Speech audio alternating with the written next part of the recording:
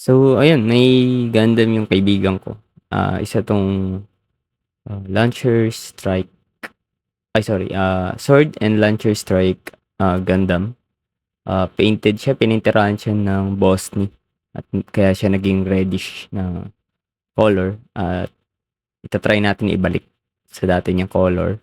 Although wala akong green, so gagamit tayo ng ibang, color palette sa mga parts na hindi available sa akin.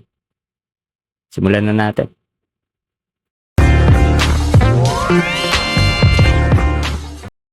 So, ang una kong gagawin, baklasin yung mga parts para ma-paint natin separately yung mga pyesa. So, makikita nyo, nag-separate na ako ng ibang mga parts. Ito, tinatapos ko na lang yung sa arm. Isa nga pala itong bootleg. So, may mga parts na mahirap tanggalin at napuputol. So, gagawa ko na lang siya ng paraan after ko i-paint. Usually, ginagamitan ko na lang ng Tamiya cement para makabit. Basta hindi maapektuhan yung articulation ng Gundam.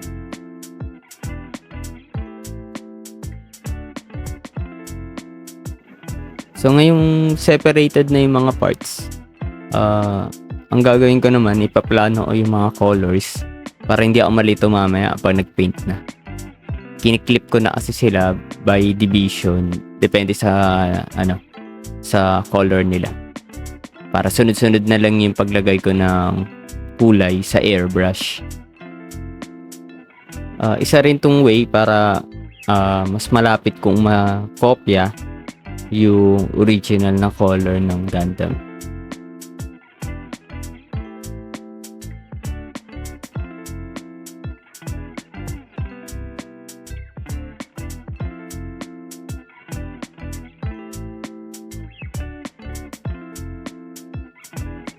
So ayun, after planning ng mga colors ay nag-start na ako magpintura ng kit.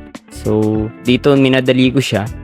After ko i-separate yung mga parts at iplano, direct ko nang in-apply yung mga colors. Pero ang tamang pamamaraan kasi dapat i-strip mo muna yung unang kulay.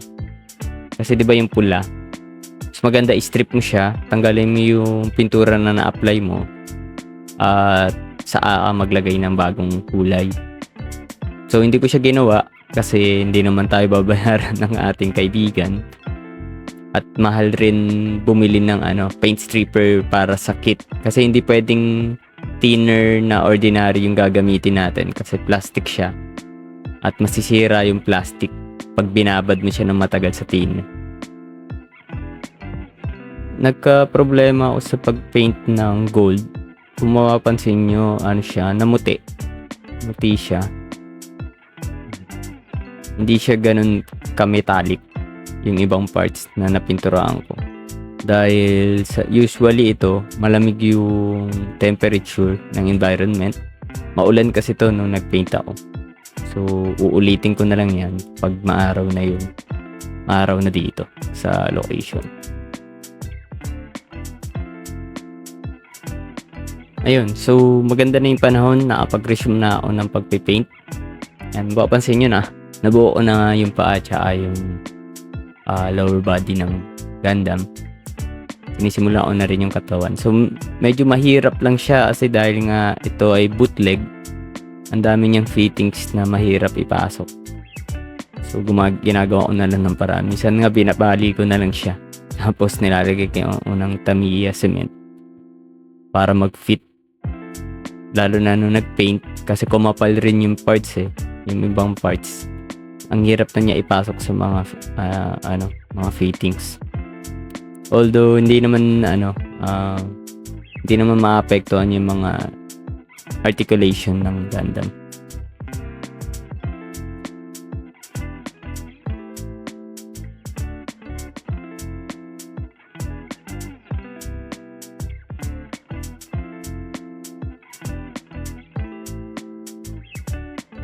Dito malapit-lapit na tayo matapos.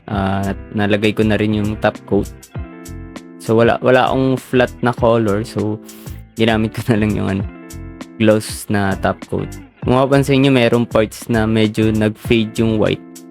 Yun nga, dahil dapat kasi pinaint strip ko muna yung red. So, although okay naman yung kinalabasan. At wala naman akong naputol na important na parts para sa articulation niya.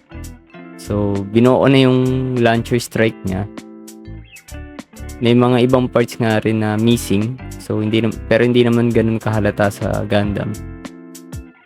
Kung mapapansin nyo, hindi ko na rin nilagay, pinaint yung sword.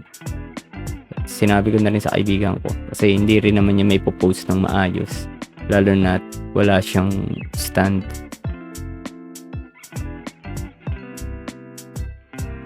So, ayun. I-post natin para may mga picture tayo na may showcase.